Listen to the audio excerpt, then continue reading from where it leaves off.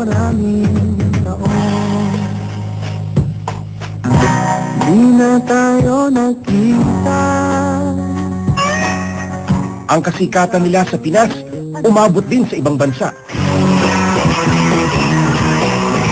Noong taong 1997, ang Eraserheads ang kauna-unahang bandang Pinoy na tumanggap ng MTV Asia Viewers' Choice Award na tinanghal pa sa New York. Eraserheads from the Philippines.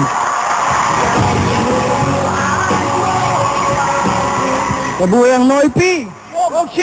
Sa tagumpay na ipinakita ng ultra-electromagnetic pop, unti-unting binigyang pansin ng buong recording industry noon ang umuusbong na Pinoy alternative rock scene noong dekada 90.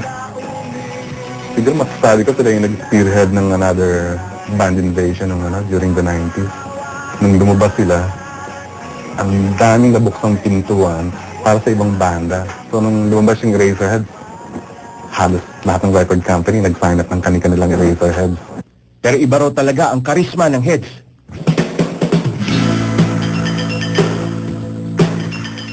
Ito yung phenomenon. So, doon ka lang na-release yung album. Pero nagsising along na yung mga tao. So, umiiyak lang ako for no reason at all. There was a reason, but I could not express what it was. I couldn't understand what it was.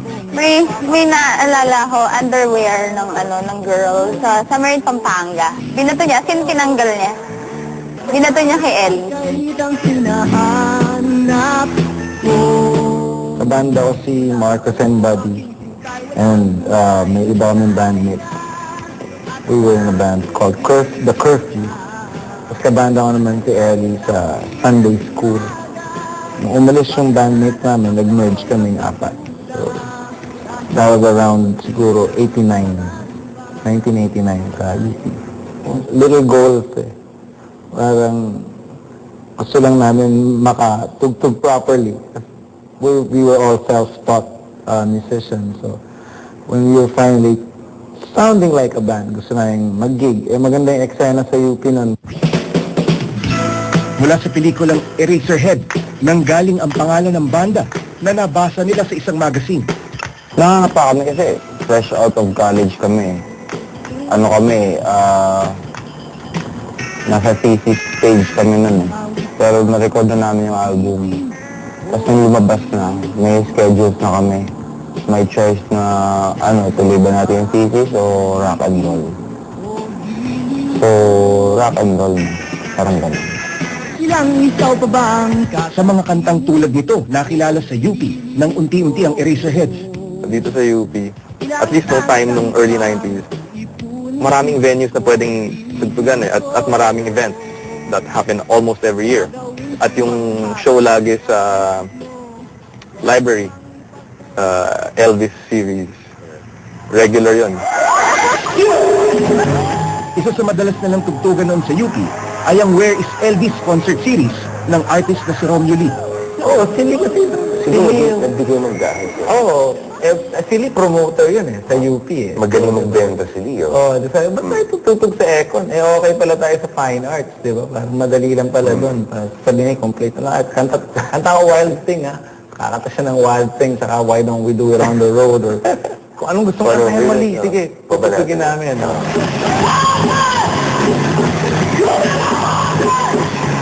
Ilang taon ding sumalang sa Elvis ang Heads.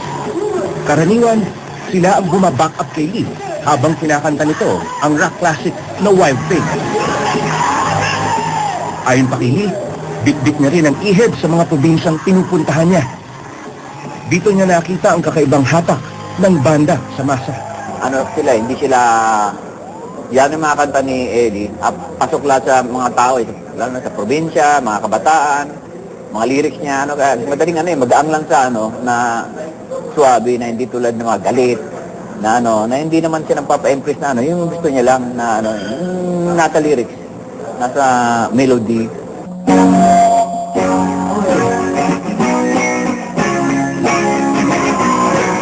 Ibang klaseng samahan at rapport daw ang nakita ni Romeo sa apat, lalo na kapag jamming na ang usapan.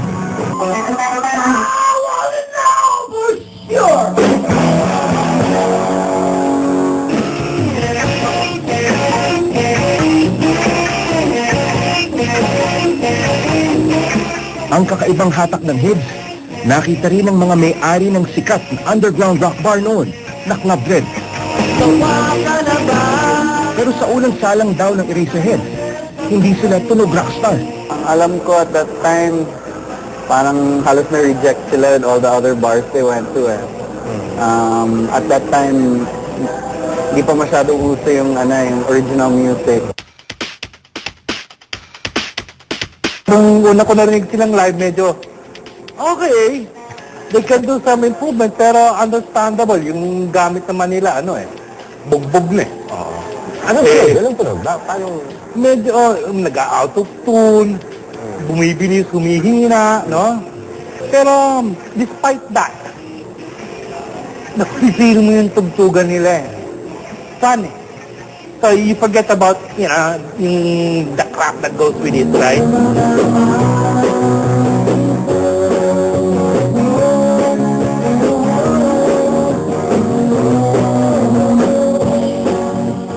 Pero lahat daw ng bagay ay may hangganan. Nabuwag ang banda ng masa. Kahit na nagkawatak-watak, hindi raw nawala ang suporta ng masa sa Eheads. Ika-30 ng Agosto ng isang taon, libu-libong mga fans ang dumagsa para sa isang makasaysayang concert, ang reunion ng Eraserheads. Mahigit 7 taon ang hinintay para rito.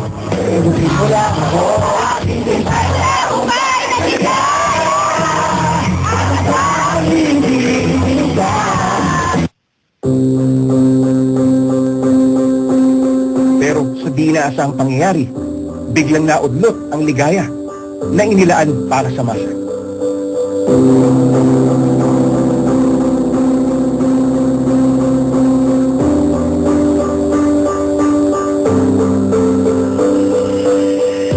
Usapan natin yung pag-disband. Paano ba napunta na uwi dun sa ganun?